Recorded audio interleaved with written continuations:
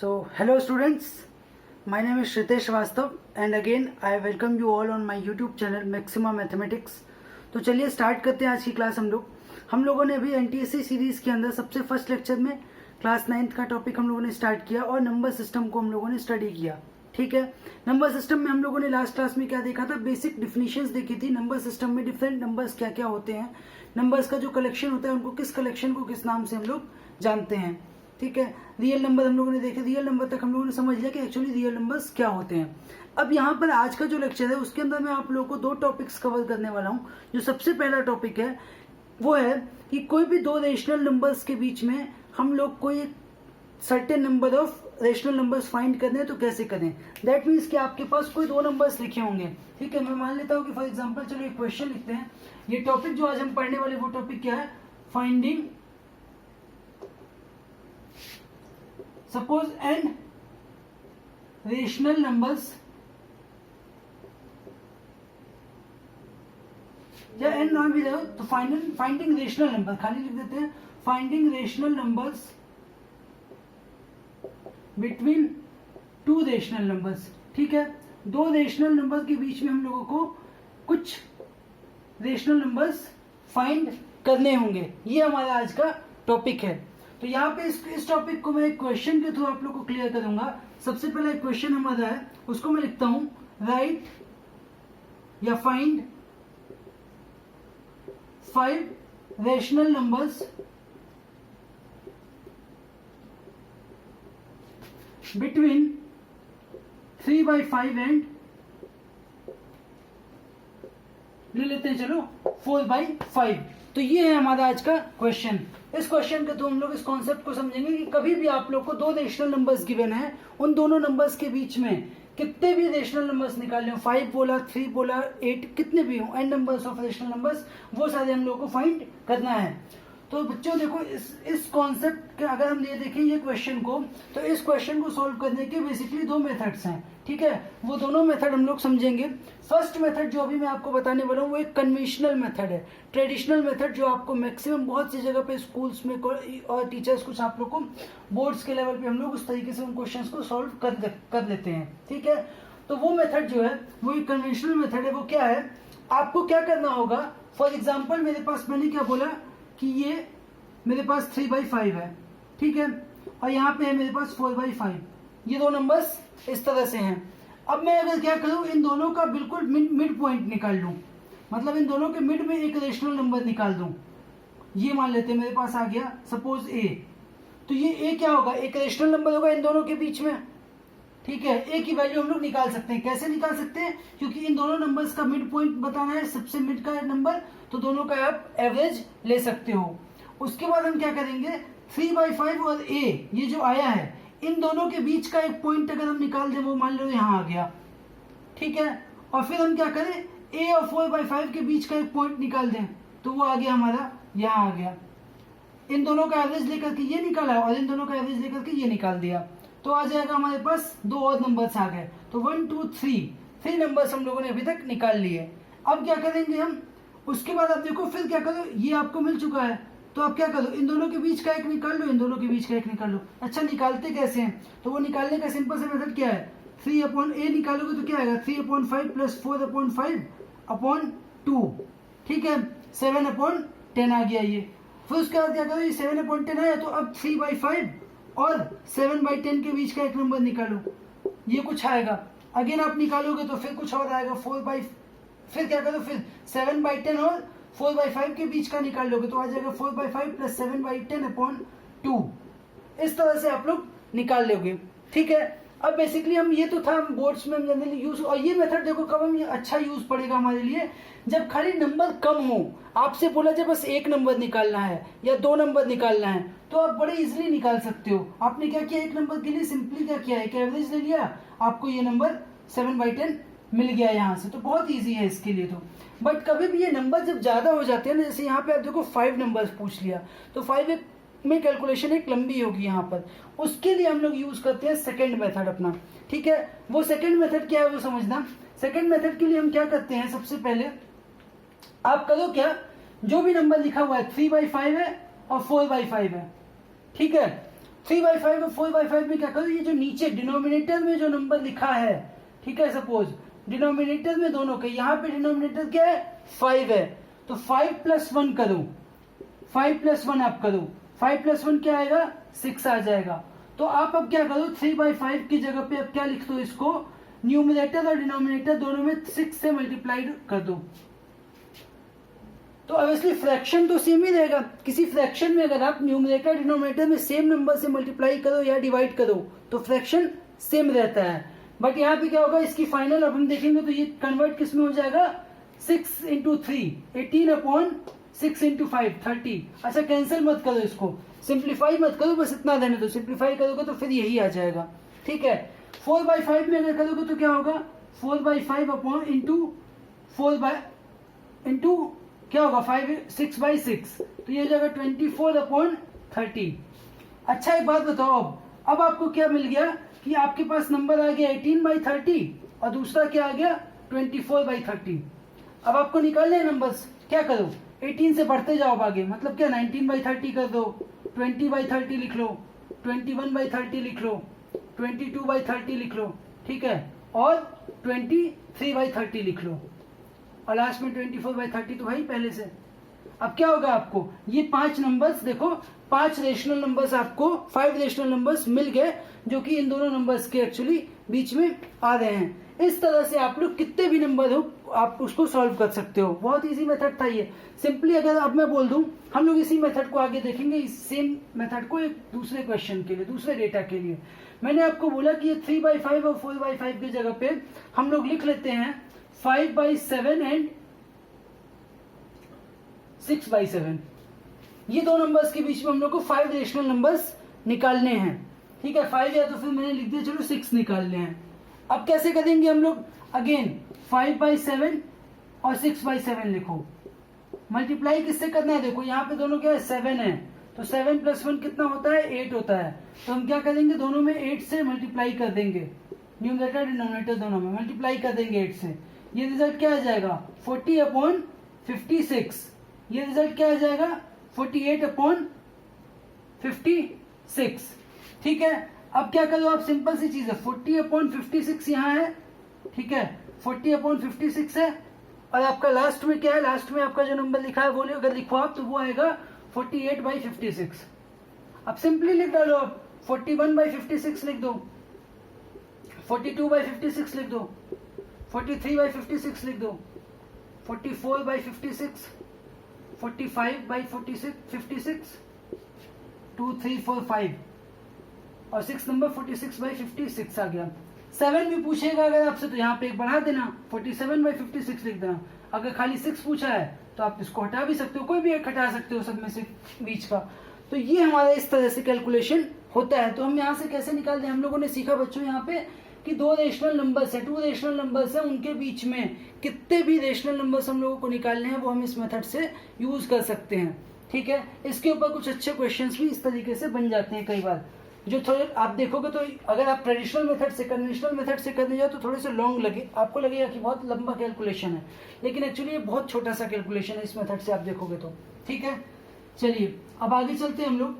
जिस तरीके से हम लोगों ने क्या निकाला, रेशनल नंबर्स के बीच में निकाला है, सिमिलरली हम लोग देखेंगे किसके बीच में, इर्रेशनल नंबर के बीच में, ठीक है। मतलब क्या, कोई भी 2 इर्रेशनल नंबर्स के बीच में हम लोग को कुछ इर्रेशनल नंबर्स निकालने होंगे, ठीक है। उसको मैं क्या बोल रहा हूं,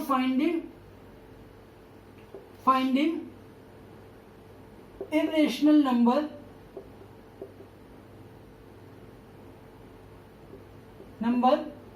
बिटवीन 2 इर्रेशनल नंबर, ठीक है। ये हमारा नेक्स्ट टॉपिक है जिसको हम लोग आज सीखेंगे। अब क्या हुआ, 2 इरेशनल नंबर्स के बीच में निकालना है, ठीक है। मैं मान लेता हूं कि वो 2 इरेशनल नंबर, सपोज मेरे पास क्या है √a और √b अगर है, कोई 2 इरेशनल नंबर्स हैं। चलो क्वेश्चन ही लिख लेते हैं, एक क्वेश्चन के थ्रू समझते हैं क्या है वो क्वेश्चन, कि find 2 irrational numbers between √2 and √3, ठीक है। ये √2 एंड √3 क्या है, दो इरेशनल नंबर्स हैं, इन दोनों के बीच में हम लोगों को टू इरेशनल नंबर्स फाइंड करना है। अब सिमिलरली इसके लिए भी आप देखोगे तो कुछ मेथड हम लोग, दो मेथड जनरली हम लोग बता सकते हैं। एक तो सिंपल सा मेथड है, वो क्या मेथड है, अगर आप देखो कि √2 की वैल्यू जब हम लोग निकालते हैं तो आप लोगों ने पढ़ा होगा कि इसकी वैल्यू 1.414 समथिंग आती है, ठीक है, और उसके बाद फिर √3 की वैल्यू लिखोगे तो 1.713 अबाउट कुछ आती है, ठीक है। अब यहाँ से क्या होगा, अब आप देखो 4 है और 7 है, तो सिंपली हम क्या लिख सकते हैं, √2 और √3 के बीच में दो नंबर्स आपको लिखने हैं, तो एक नंबर लिख दो इस तरीके से 1.5001 इस तरीके से एक लिख सकते हो आप, क्योंकि 1.4 और 1.7 के बीच में 1.5 के कुछ भी नंबर आ सकता है। अच्छा, दूसरा आप लिख सकते हो तो लिख दो 1.60, 6001 इस तरीके से लिख दिया। तो ये तो एक मेथड था। लेकिन अच्छा एक बात बताओ, ये मेथड आप कब यूज कर पाए, जब आपको √2 और √3 की वैल्यू याद थी तो आप यूज कर पाए। अगर यहीं पे एक नंबर होता √11 और √13 तो शायद आपको कंफ्यूजन होता, क्योंकि उसके लिए फिर आपको वैल्यू निकालनी पड़ती रूट की, ठीक है, पता करते कि अच्छा √11 की वैल्यू क्या आती है, √13 की वैल्यू क्या आती है, कैलकुलेट करते फिर ऐसे लिख पाते। तो उस कैलकुलेशन से बचने के लिए जब हमारे पास कुछ ऐसी वैल्यूज हों, यहाँ पर √a√b कुछ ऐसा हो कि हम लोगों को रूट की वैल्यू एग्जैक्टली पता ना हो, तो हम कौन सा मेथड यूज करेंगे, चलो उसको देखते हैं। तो उसमें हम लोग क्या करेंगे, आप करो सबसे पहले कि आप root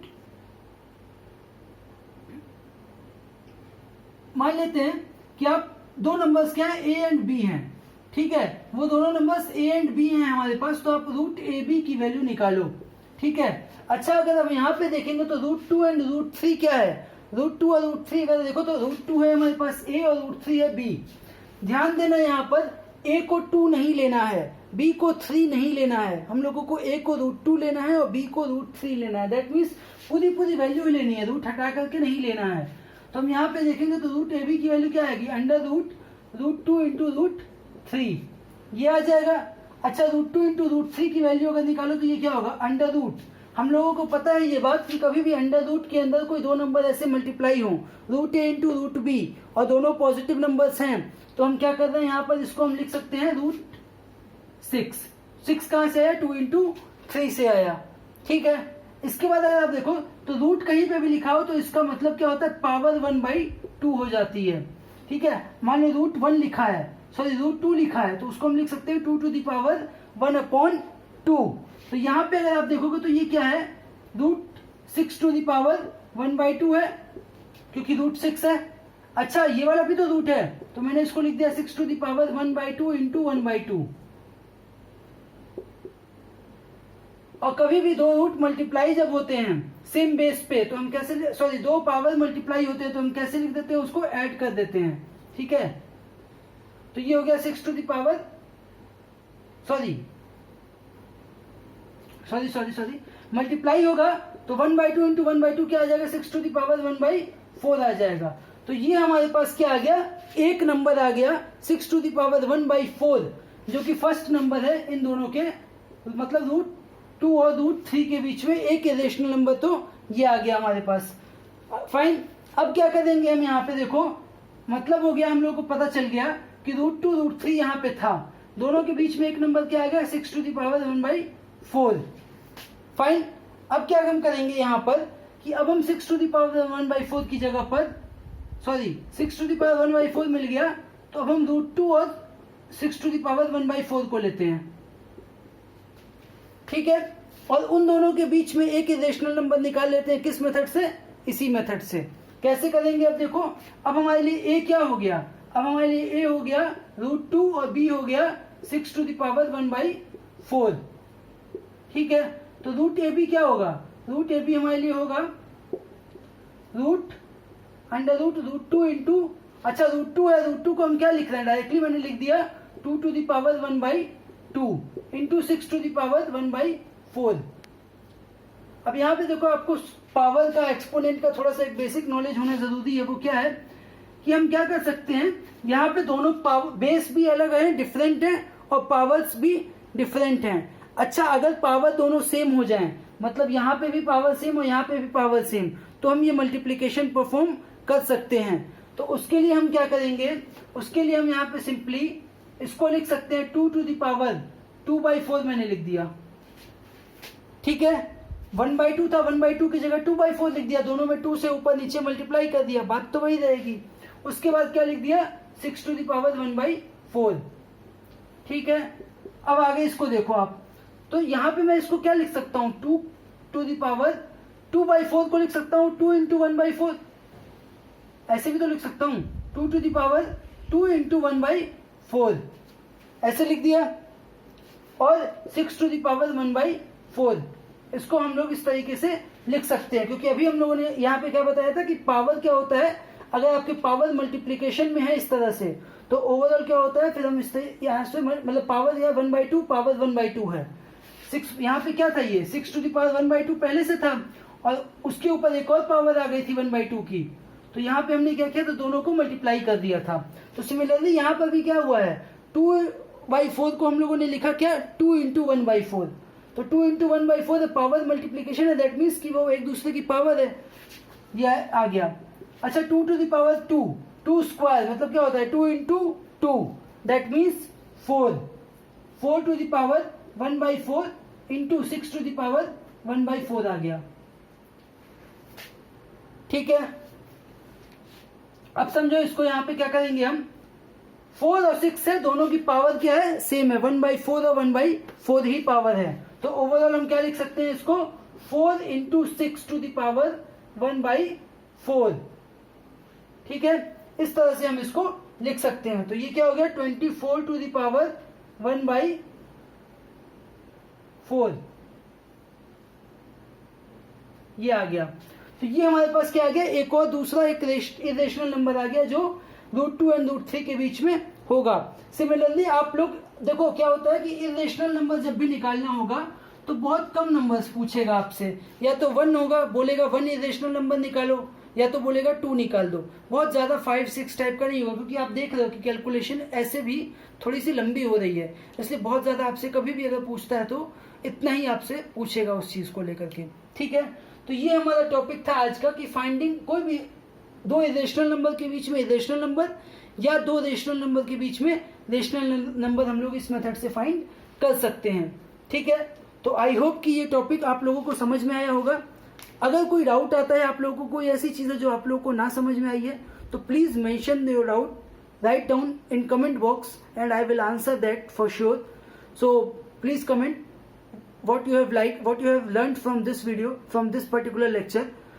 Okay, so next video में हम लोग आगे बढ़ेंगे और देखेंगे कि नेक्स्ट कुछ टॉपिक्स को इसी नंबर सिस्टम के अंदर जो आपके बचे रिमेनिंग टॉपिक्स हैं उनको हम कवर करेंगे। So thank you for today.